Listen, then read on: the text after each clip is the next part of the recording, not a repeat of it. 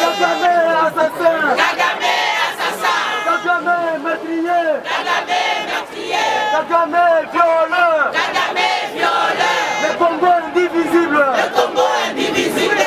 Congo.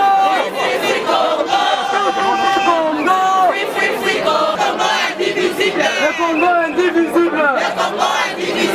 Le Congo est plus qu'uni. Le Congo indivisible. Kagame assassin. Kagame meurtrier. Kagame violeur. Le Congo indivisible.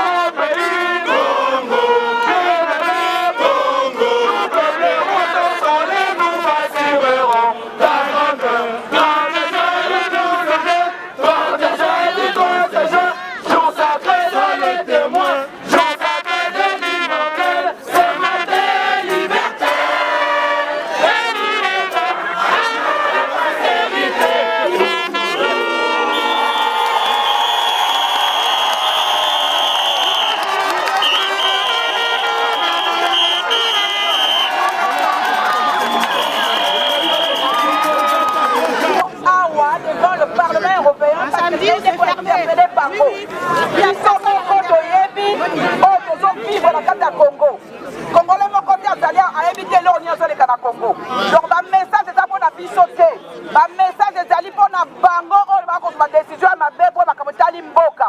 Alors, nous allons parler et la lingala de lobby et puis tu vas français comme message na bango eyokama. Message na biso eyokama pour ba journaliste bazaliawa ba yoka ba memango esika kokende. Maman Lydia zoko sa d'interpellation dans parlement. Biso to ko sa d'interpellation dans parlement pour de loi pour ba kabweleka. Yango to yele lobona ko pesa message o ndenge to yoka na ki di kam to kolobela bango. Donc bon, excusez-moi, biso ndenge to koloba na français. Parce que le message est allé pour Bango. Donc, les Français tuent les pays d'accord, mais ce qu'on dit,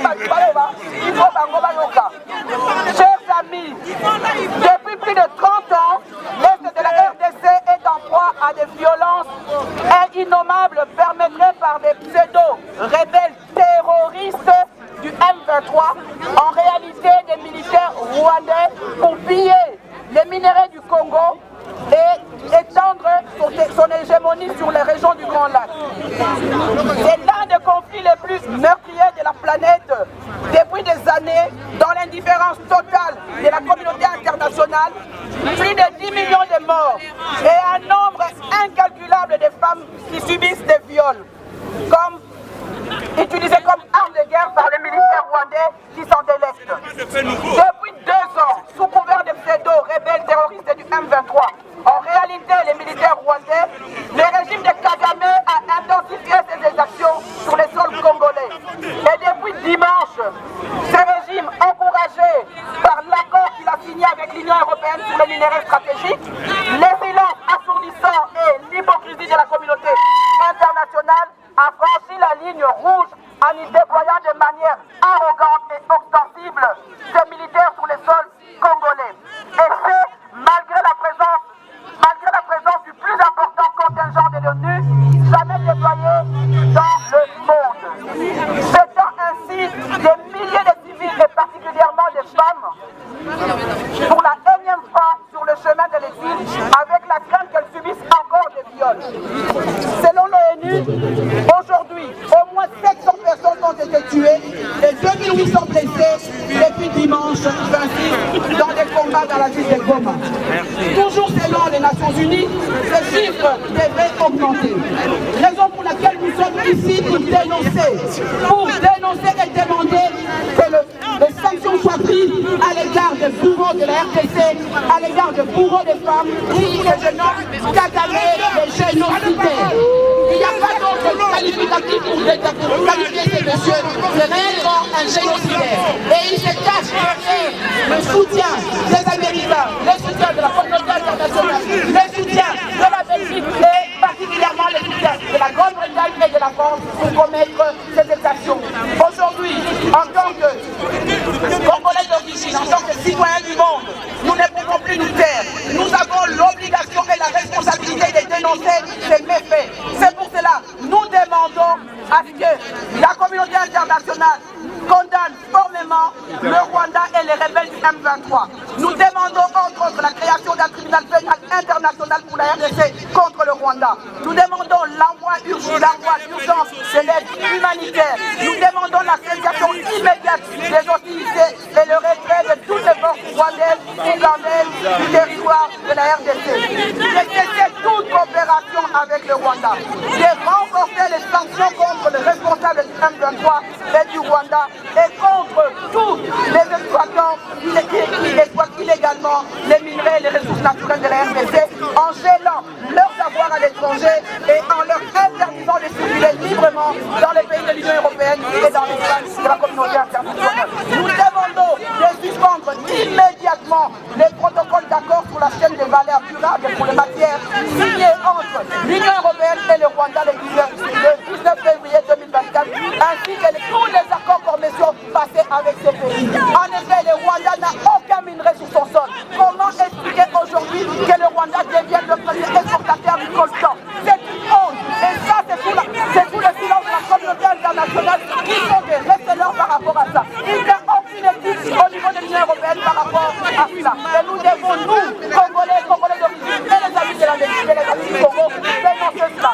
Nous demandons également au Rwanda, à la communauté internationale, de cesser tout soutien aux opérations militaires rwandais. Et nous demandons à la Belgique, puisque nous sommes en Belgique, nous demandons à la Belgique de faire pression sur la communauté, sur l'Union européenne, pour que toutes ces violations cessent, pour que la Belgique prenne ses responsabilités et ne se cache plus derrière les pseudo.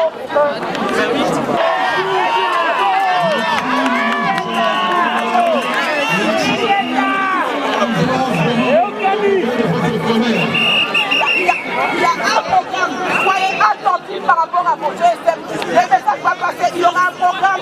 Tant que cette guerre durera, la coordination va travailler pour que nous puissions faire pression. Je vous invite d'ores et déjà, mardi à 9h30 au Parlement bruxellois parce que nous allons interpeller, nous allons discuter sur la proposition de résolution proposée par Gladys Kazadi, moi-même et d'autres amis qui ont consigné cette proposition de résolution. Venez montrer notre solidarité et patrie, la RDC, le Congo, et surtout défendre la dignité des Congolais. Je vous remercie et merci beaucoup pour votre présence. Merci